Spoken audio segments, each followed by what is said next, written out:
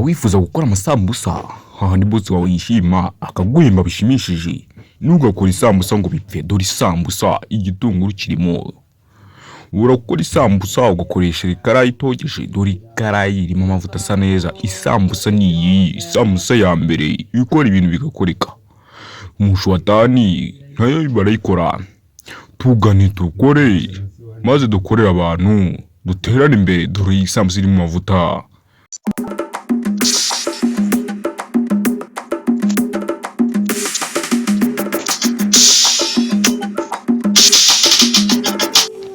zigishushe oh my god zigishushe mushwatani zigishushe usana baraguruwe mwagera gute yange kwiba ikingira kabisa ugucuruza isambusa ariko bange kugura nkandi ndayabakuramo Jesus is Lord.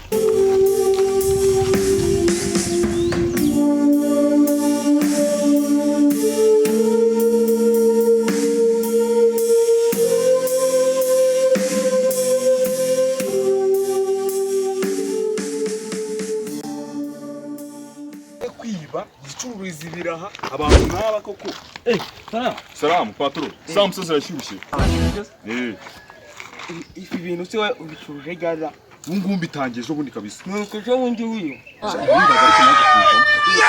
business asubona tugenda business yagenda yaguka hasi ejo kabisa njye ngiye nakugira inama kwicara hano tukabijya tukabimara wanditse ukazi tugasubira kwigibira kuko ibi nta agaciro kabiri ntago ari ingeso nziza patron nawe urashaka kugura sambusa bana gahunda baba bafite n'istambo zigenda zibo none ngo bemeze gute cyo bimeze neza kabisa nose watse twabijya n'ubundi nakeza kibi bintu kugeza akwana munga je burandika kabye kuno niba we ikizo rero tubyirira urumva genda kubyengo nakizwa zenguruka ku izuba abantu bakanga reba amaboko yawe mutsiri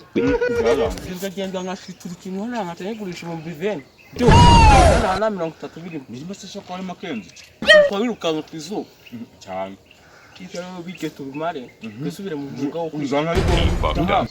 kabisa umwuga nako uburisha n'umwuga. Nyaga lo mwuga. Kuba burya ari gitoro n'agafata. Ariko nawe ufite mu mwuga.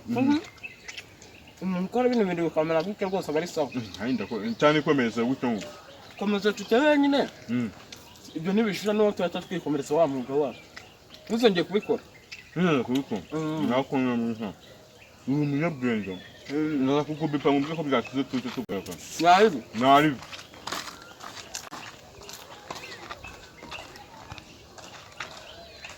kamo kari kunsuka kugira nsubire kwiba naho banza kabokosha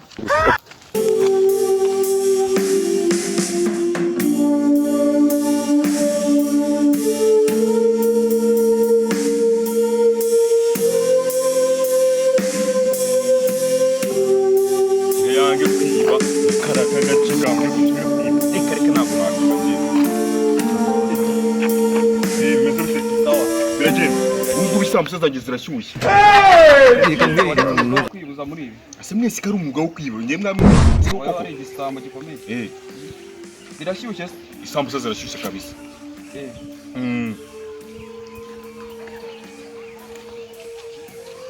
ise waje kubyongoza ati nje kunkaje kubyongoza rero navuze ati ntabwo nzongera kwiba ubwo kampatirana umwuga ugikora neza nuko nyine bari kwanga bakadufata ariko gukora bino ntago bari byiza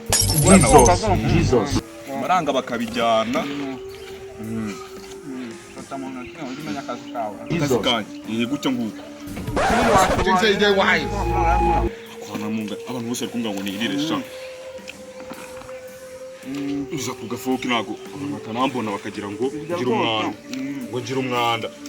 ntabwo ngira umwanda mbambikura ahantu hameze neza mbagenda nambaye neza kabisa nge ibintu bari neza tugisambusa yabana banazukoranye ubuhanga bukabise kabe numva ko harimo n'agasenda ariko akazi waretse niko uzaye gusubira mu karakazi ko kwiba ni kabi cyane kugumira muri ibi akangaka nubwo bizanangira bagutwaye kwa kabuga ariko uzahora reka amafaranga ujye gucuruza se gutya ari ibirenze kudandaza gishaka iseta ubicururize ubu ni umarine nabwo polisi itagushaka neza mu polisi iri kugushaka ushaka gusanga n'amaneko byanakunda ushobora no gusanga uri maneko ewa jya wirira kugira ngo noneho niba nagufata batange wanariye ntanariye nuko nguka kabisa ubundi ibintu aba ari neza kujyana kwa kabuga se ugasanga ntunariye ujya kwa kabuga wariye se tugira ngo nibyo aba ari utayari kabisa jya ujya ucuruze nushaka kuremo 300 ahita abakura yaje 300 sayo ntayo kabisa nushaka ibiryo byose usigazemo amafuta ibinuza bitatu kwiba nta kazi kakarimo kwiba buri tuntu nguba yari ariko akagira dukeya niyo yajya twinshi ariko atiri mwese amafaranga yo yatoraguye nago wayi ntakibye mbere ndabikoteza kugira nzacuruza n'ibyapfa ntabwo byapfuye kabisa ibi bintu uri gukora bitirabizi hapi ntabyo ubizi bakingana nayo akatuvuga ngiye kujyana kwa kabuga ugende urasobanurira asubire n'uburenganzira ntabwo kwa kabuga ntabwo aba ni neza ubu byarangiye wowe ugiye kugenda niba na ngombwa unafunge ujya gufunga ntabwo byazamo ibi bintu leta irabizi ntabwo ibizi ntabwo ntabwo mbizi ni ukuri ugiye kujyana kwa kabuga usobanurire abayobozi baho ukuntu wacuruje ibintu ibi bitewe n'amategeko ni nk'urumogi ibintu biremba barapfa biremewe se kuki abanyarondo birukankana abazungu nawe umuzunguzayi nawe undi umuzunguzayi uza abazunguzayi bari kwa kabuga ujya ntabwo ari byo kabisa ubwo wafunze Hey! Jesus Christ of Nazareth.